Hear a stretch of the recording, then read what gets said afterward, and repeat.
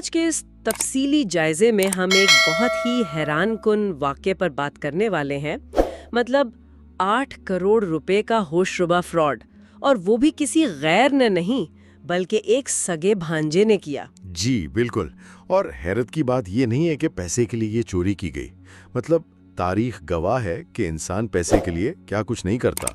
ہاں بالکل، اصل حیرت تب ہوتی ہے جب اس فراڈ کو بے نقاب کرنے کی کوشش کی جاتی ہے، اور پھر پورا خاندان اس چور کے بجائے اس شخص کے خلاف کھڑا ہو جاتا ہے جو سچ بول رہا ہوتا ہے۔ صحیح کہہ رہی ہیں آپ، یہ واقعہ دراصل انسانی نفسیات کا ایک ایسا تاریخ پہلو سامنے لاتا ہے جس پر ہم لوگ عام طور پر بات کرنے سے کتراتے ہیں۔ ایسا ہی ہے، ہم فرض کر لیتے ہیں کہ سچ کی طاقت خود بخود اپنا راستہ بنا لے گی، لیکن جب بات خاندانی سیاست کی آتی ہے نا، تو سچائی اکثر سب سے پہلی قربانی بنتی ہے۔ بالکل، اور آج کے ہمارے اس سیشن کا بنیادی مقصد بھی یہی ہے کہ اس واقعے کی تہیں کھولیں۔ ہم سمجھنا چاہتے ہیں کہ جب رشتوں اور انصاف کے درمیان ٹکراؤ ہوتا ہے تو انسانی نفسیات کیسے کام کرتی ہے۔ یہ کوئی افسانہ نہیں ہے، بلکہ دیے گئے ذرائع کے مطابق یہ ایک بالکل سچی کہانی ہے جو سچ کے بوجھ اور انصاف کی کمزوری کے گرد گھومتی ہے۔ اسے پڑھ کر واقعی انسانی رشتوں کے حوالے سے بہت سے بنیادی تصورات ہل جاتے ہیں۔ اچھا، میں اس واقعے کو پڑھ کر سوچ رہی تھی کہ اسے ایک مثال سے سمجھتے ہیں۔ مطلب عام طور پر جب کسی طبی تشخیص یا میڈیکل ڈائگنوسس کی بات ہوتی ہے تو چیزیں بہت واضح ہوتی ہیں نا؟ جی، مطلب ایک شفافیت ہوتی ہے۔ ہاں، جیسے اگر کسی انسان کی ہڈی ٹوٹ جائے تو ایکس رے مشین میں وہ ٹوٹی ہوئی سفید لکیر بالکل صاف نظر آ جاتی ہے۔ جی بالکل، وہ لکیر صاف بتاتی ہے کہ ہڈی ٹوٹی ہے، اور ڈاکٹر بس اس طرف اشارہ کر کے فوراً کہہ دیتا ہے کہ یہ رہی خرابی اور اسے جوڑنا ہے۔ تو یہ چیز انسان کو ایک عجیب سا سکون بھی دیتی ہے کہ چیزیں واضح ہیں۔ ہم انسانوں کو یہ پسند ہے کہ چیزیں بآسانی صحیح یا غلط کے خانوں میں تقسیم کی جا سکیں۔ آپ کی یہ ایکس رے والی تشبیہ بہت زبردست ہے۔ وہ تصویر دراصل معروضی سچائی کو، یعنی آبجیکٹو ٹروتھ کو ظاہر کرتی ہے۔ صحیح، مطلب یا تو ہڈی ٹوٹی ہے یا نہیں ٹوٹی، کوئی درمیانی راستہ نہیں ہے۔ لیکن جیسے ہی ہم انسانی رشتوں، خاندانی تنازعات اور انسانی نفسیات کی دنیا میں قدم رکھتے ہیں تو اچانک وہ ایکس رے مشین کام کرنا چھوڑ دیتی ہے۔ اوہ، اور وہاں کا منظرنامہ بہت ہی دھندلا اور پیچیدہ سا ہو جاتا ہے۔ بالکل، وہاں صحیح اور غلط کی لکیریں اتنی الجھ جاتی ہیں کہ انہیں الگ کرنا تقریباً ناممکن ہو جاتا ہے۔ تو چلیں اسی تناظر میں کہانی کا آغاز کرتے ہیں۔ تحریر کے مطابق کہانی کچھ یوں شروع ہوتی ہے کہ اس واقعے کا مصنف ایک دن اپنے قریبی رشتہ دار سے ملتا ہے۔ جی، اور باتوں باتوں میں وہ رشتہ دار یہ بتاتا ہے کہ اس نے اپنے مینیجر کو نوکری سے نکال دیا ہے۔ اور وہ مینیجر کوئی عام ملازم تو تھا نہیں، وہ رشتے میں اس کا سگا بھانجا لگتا تھا، اور اسے نکالنے کی وجہ وہی 8 کروڑ روپے کا غبن تھا۔ واقعی ایک بہت بڑی رقم ہے۔ جی، تو یہ سنتے ہی مصنف کا پہلا رد عمل کیا ہوتا ہے؟ وہ فوراً مدد کی پیشکش کرتا ہے نا، کہتا ہے کہ میں آپ کی رقم واپس دلوانے میں مکمل مدد کروں گا اور ہم اس پر باقاعدہ کیس کریں گے۔ ہاں، وہ کہتے کہ میں آپ کے ساتھ کھڑا ہوں، اور دیکھیں یہ ایک بہت ہی فطری انسانی رد عمل ہے۔ بالکل، اسے ہم نفسیات میں جسٹس ریفلیکس کہہ سکتے ہیں۔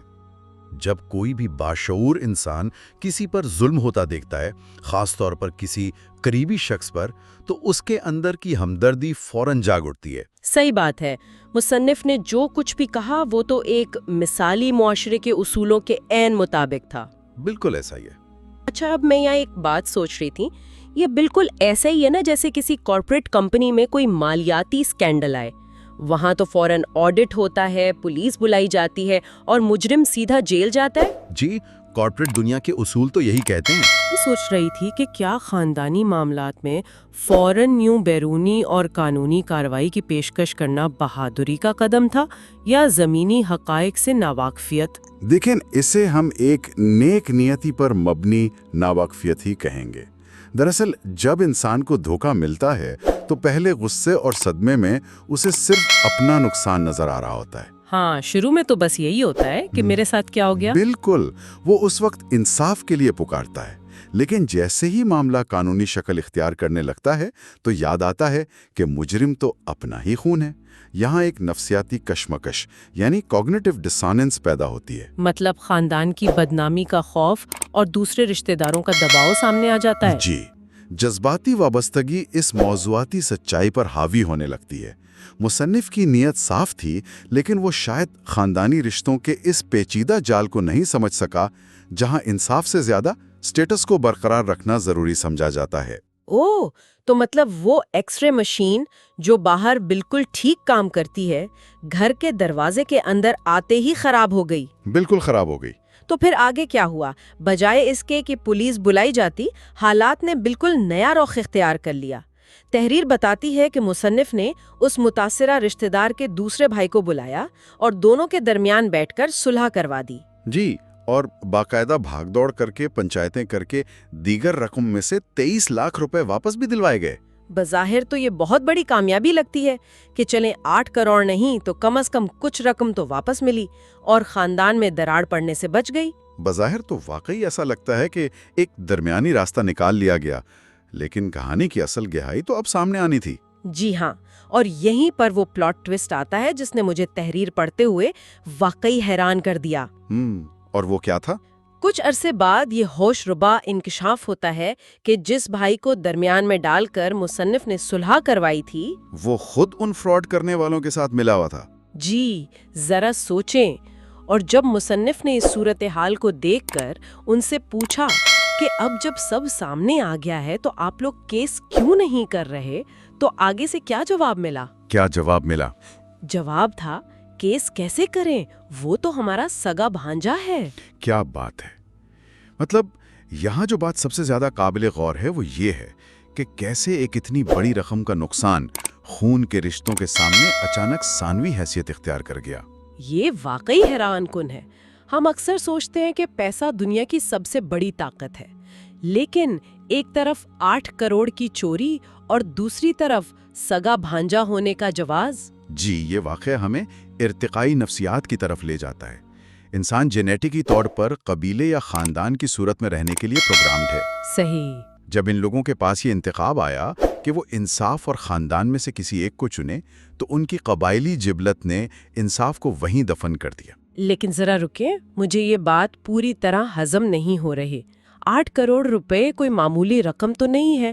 ہم آئے دن خبروں میں پڑھتے ہیں کہ لوگ جائیداد کے چند مرحلوں پر یا چند ہزاروں پو کے پیچھے عدالتوں میں نسلیں گزار دیتے ہیں۔ ہاں، یہ تو ہم روز ہی دیکھتے ہیں۔ یہاں تک کہ سگے بھائیوں کا خون ہو جاتا ہے۔ تو ایسا کیا ہوا کہ اتنی بڑی رقم کے باوجود انہوں نے بھانجے کو بچانے کا فیصلہ کیا؟ کیا یہ واقعی خاندانی محبت تھی یا پھر کچھ اور؟ کہیں ایسا تو نہیں کہ انہیں پیسوں سے زیادہ اس بات کی فکر تھی کہ اگر معاملہ عدالت گیا تو خاندان کی عزت کا جو بھرم بنا ہوا ہے وہ ٹوٹ جائے گا؟ آپ نے بہت ہی گہرے اور درست نقطے کی طرف اشارہ کیا ہے۔ اسے ہم محض خاندانی محبت نہیں کہہ سکتے، سماجیات میں اسے فیئر آف پبلک شیم کہا جاتا ہے۔ اچھا، یعنی بدنامی کا خوف؟ بالکل۔ بعض اوقات ایک خاندان کے اندرونی نظام میں بدنامی کا خوف کسی بھی مالی نقصان سے بہت بڑا ہوتا ہے۔ وہ بھائی جو خود فراڈ کرنے والوں کے ساتھ ملا ہوا تھا، اس کا صلح میں شامل ہونا امن کی کوشش نہیں تھی، تو پھر کیا تھا؟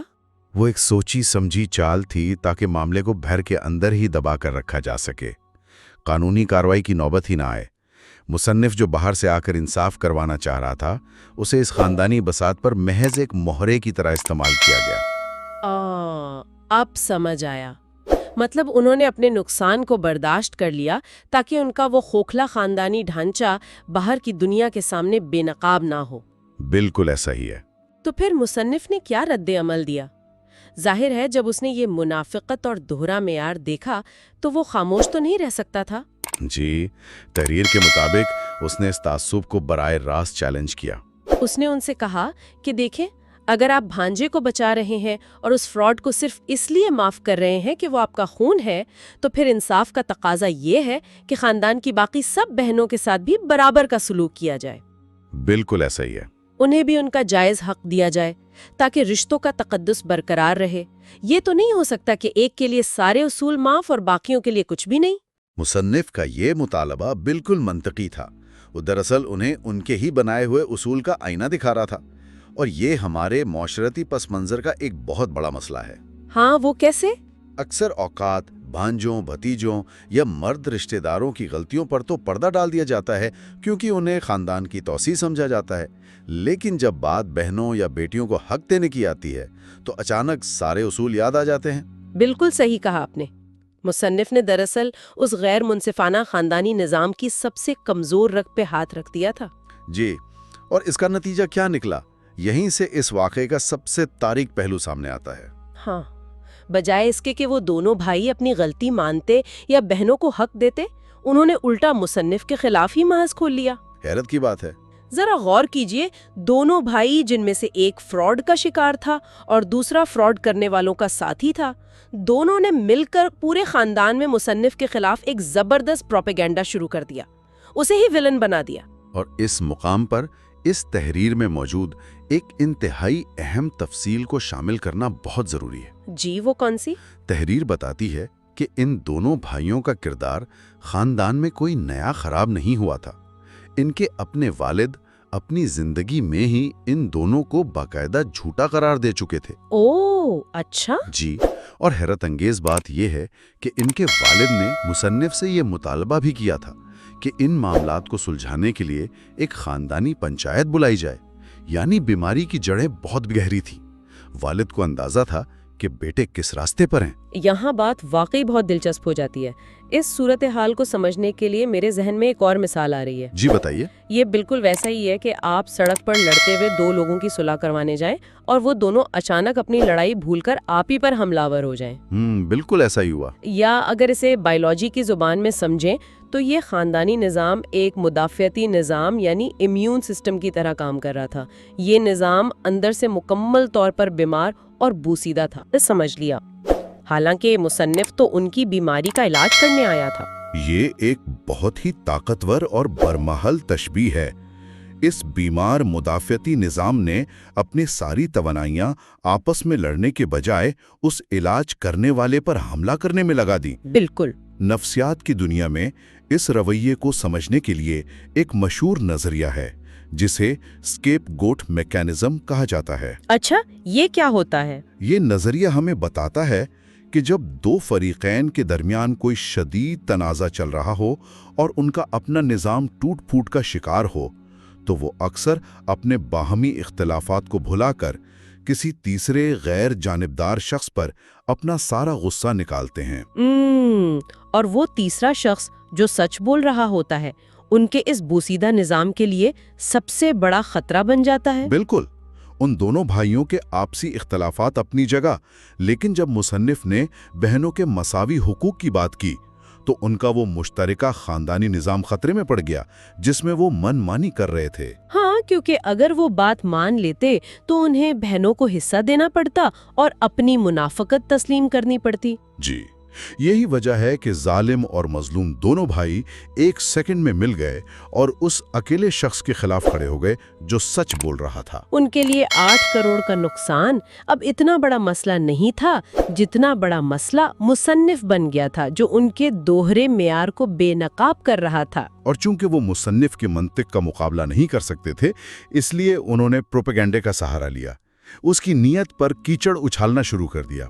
ये एक क्लासिक डिफेंसिव स्ट्रैटेजी है। ये सब सुनकर मुझे उस तहरीर में मौजूद वो जुमला याद आ रहा है जो इस सारे वाक़े का निचोड़ महसूस होता है। कौन सा जुमला? उसमें लिखा है, यही दुनिया का उसूल है, जहां आप सच और इंसाफ के लिए खड़े होते हैं वहीं आपको गलत साबित करने की कोशिश की जाती है। ये एक तल्ख हकीकत है जो मुआशरे का असल चेहरा दिखाती है। वाकई जब कोई इंसान सच का इल्म लेकर निकलता है तो उसे हार नहीं पहनाए जाते, बल्कि उसे खामोश करवाने के लिए उसकी ज़ात को निशाना बनाया जाता है। और इसीलिए तहरीर के आखिर में एक बहुत ही तसल्ली बख्श बात भी कही गई है कि अल्लाह की लाठी बेआवाज होती है।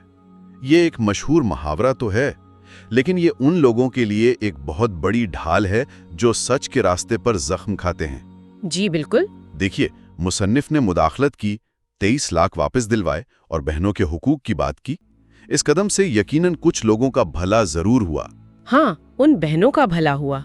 लेकिन अलमिया ये है कि वो बहनें शायद आज तक इस हकीकत से मुकम्मल तौर पर नावाकिफ हैं कि उनके पसे पर्दा क्या कुछ हुआ और मुसन्निफ ने उनके लिए कैसी जंग लड़ी। और उन्हें शायद कभी मालूम भी ना